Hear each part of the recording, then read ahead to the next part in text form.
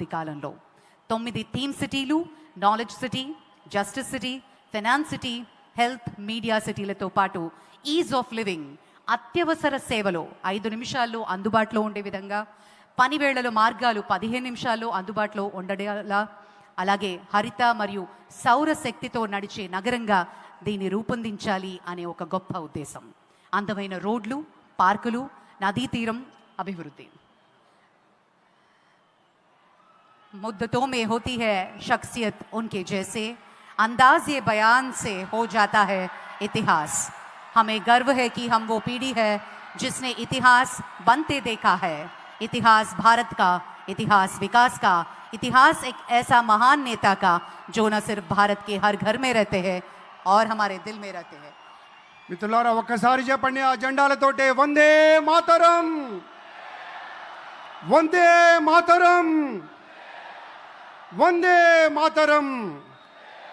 ఇప్పుడు మన అమరావతి రైతులు జై హో అమరావతి, జై హో అమరావతి, జై హో అమరావతి.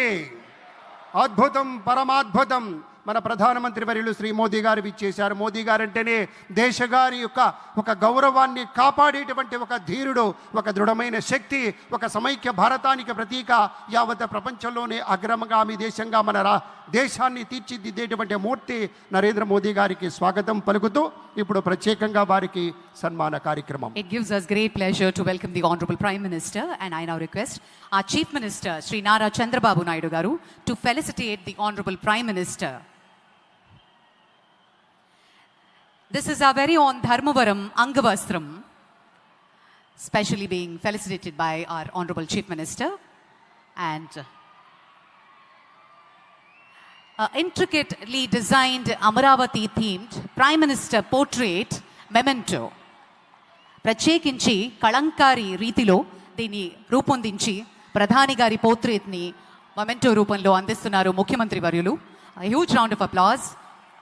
ముఖ్య అతిథి వారికి ఘనంగా సత్కరించుకుంటున్నాం. గట్టిగా కరతాళ ధ్వనులు ఉండాలి, మరింత గట్టిగా. జై హో, జై హో ఆంధ్రప్రదేశ్. ధన్యవాదాలు, ధన్యవాదాలు. ఇంత మహోత్కృష్టమైనటువంటి చారిత్రకమైన మహోజ్వల ఘట్టానికి ఆలోచన చేసింది మన ప్రియతమ నేత శ్రీ నారా చంద్రబాబు నాయుడు గారు. ఒకే ఒక 3 అక్షరాల నమ్మకంతో అమరావతి అనే 5 అక్షరాల పంచాక్షరిని నమ్ముకున్నారు. కాబట్టే రైతు సోదరులు ఇచ్చినటువంటి ఒక ఊతంతో దాన్నే ఊపిరిగా, దాన్నే శ్వాసగా మలుచుకొని రాష్ట్రం కోసం, రాష్ట్ర ప్రజల కోసం, నూతన రాజధాని నిర్మాణం కోసం యావత్ ప్రపంచంలోనే 5 అగ్రగామి రాజధానులుంటే అందులో ఒకటి మన అమరావతి పట్టణంగా తీర్చిదిద్దాలనే సంకల్పంతో ఇల్లు తిరిగినట్టుగా దేశం దేశం తిరిగి ఎన్నెన్నో ఆలోచనలు చేసి ఎంతమందినో సంప్రదించి ఇవాళ సాక్షాత్తు మన ప్రధాని నరేంద్ర మోదీ గారిని తీసుకొచ్చి ఇవాళ శంకుస్థాపన చేస్తున్నారంటే ఒకే ఒక్క యోధుడి వల్ల సాధ్యమైంది. ఆ యోధుడి పేరే మన నారా చంద్రబాబు నాయుడు. అందరూ ఆలోచిస్తారు, అందరూ అనుకుంటారు నా ప్రజలు, నా దేశం, నా ఇల్లు, నా వాకిలి అని. కానీ ఒకే ఒక్కడు నా రాష్ట్రం అనుకుంటారు. కాబట్టే నా రాష్ట్రం అనుకుంటారు. కాబట్టే ఆయన నారా చంద్రబాబు